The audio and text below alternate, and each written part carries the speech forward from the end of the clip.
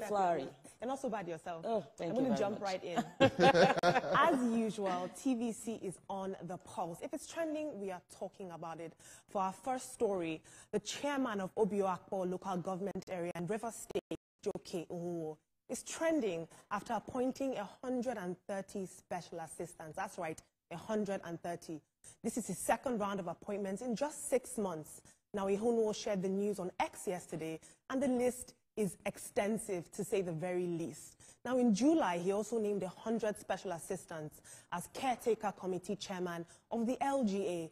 Now, according to a close ally of River State Governor Fubara, Ihuo's frequent appointments have drawn mixed reactions. Now, critics are questioning the necessity and cost of such moves, while supporters are arguing that it's a strategy for grassroots engagement. As usual, social media is buzzing with opinions.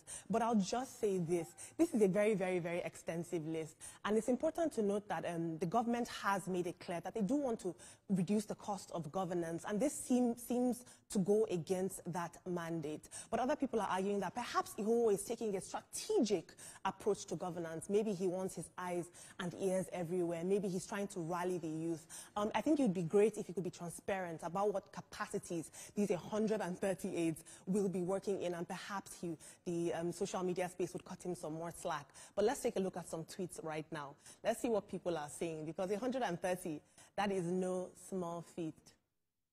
Now, this is the list, as you can see. We have from 10 to 23, and it goes all the way up until 130. And I'm curious to hear what people have to say on social media, because Nigerians, we are always, always talking. So as you can see, it's 130 people, and each of those people is going to be working in some capacity with Ihuo. Can we get some social media tweets, please? Technology, eh? We'll take our next story. Our next story involves the son of billionaire businessman and industrialist Raheem Okoya, Razak Okoya. His son Raheem has been stirring controversy online with a viral video where he seemed to flaunt bundles of cash while being guarded by uniformed Nigerian police. Now, posting under his stage name Sir Raheem, the self-described musician drew criticism from allegedly misusing public resources, with many questioning why police officers were used for private security in a country that's currently facing security challenges. Now, this video has reignited debates about the concept of privilege and accountability among Nigeria's elite, highlighting the growing divide between the nation's wealthy and everyday citizens. Now, I don't know why he's trending. I think this narrative about him being a spoiled kid is a bit unfair. Him and his brother Wahab have been known to lead the creative department of the Okoya group of companies. They're heading the creative department, they're posting TikToks, and I think they're bringing a new light and a new life to Eleganza group of companies, and they have to be given credit for that. They are the new generation, and the new generation sees themselves as very dynamic. They can be both musician and businessman, and I think that we need to cut him some slack. Well, breaking this morning is that the policeman who was in the video while Raheem flaunted those big words of money, which I could use some of, he's been arrested this morning. Now, the Nigerian police, the spokesperson for the Nigerian police, Olumuyiwa Adejobi, posted this on Twitter. He says, the policeman captured in the recent viral video shared by the sons of the Lagos businessman Chief Okoya, where they were abusing the naira, has been identified and detained for disciplinary action. Yeesh. The involvement of the policeman has been condemned as it's unethical. We will always strive hard to uphold the sanctity, credibility, and core values of the police. Thanks. Now, people online are saying, and rightly so, what happened to the people that gave this policeman the bundles of cash? What happened to the people who are videoing? And that is very, very valid. Someone even said that they should arrest Raheem Okoya because he's spraying Nigerian money, and that is a crime from what we've seen in social media in the past few years. But we'll take some social media tweets, some comments. Someone said, why not arrest the ones that gave the officer the money in the first place? I concur. The children were abused naira uncle. Now only poor man they suffer for that Nigeria. Another user says, them leave those boys because their papa is rich and arrest poor policeman, Nigeria, Sha. I particularly love Instagram comments because they're very grassroots, really hear what you guys are saying, so keep them coming. Another person says, arrest police officer, I be them supposed arrest those boys. No matter what you do in this life, make sure you make money. The law is only for the poor. I disagree with you, Donalo. The law is for everybody, and nobody is above it. These boys, they draw their family name outside. Since these children enter social media, we never rest. As usual, I don't know why this is trending, but my mandate here on what's on trending now is to bring you the trending stories, and this is what people are talking about. We'll take our last story, which is international news. Wildfires are raging across Los Angeles right now, and they've claimed 5 lives and forced over 130,000 residents to flee their homes. Now, the fast-moving Palisades fire has destroyed thousands of acres of the beautiful LA and numerous properties as well. And it's fueled by fierce Santa Ana winds, which are reaching up to 100 miles per hour. That's crazy. The fires have plunged 95,000 homes into darkness with widespread power outages.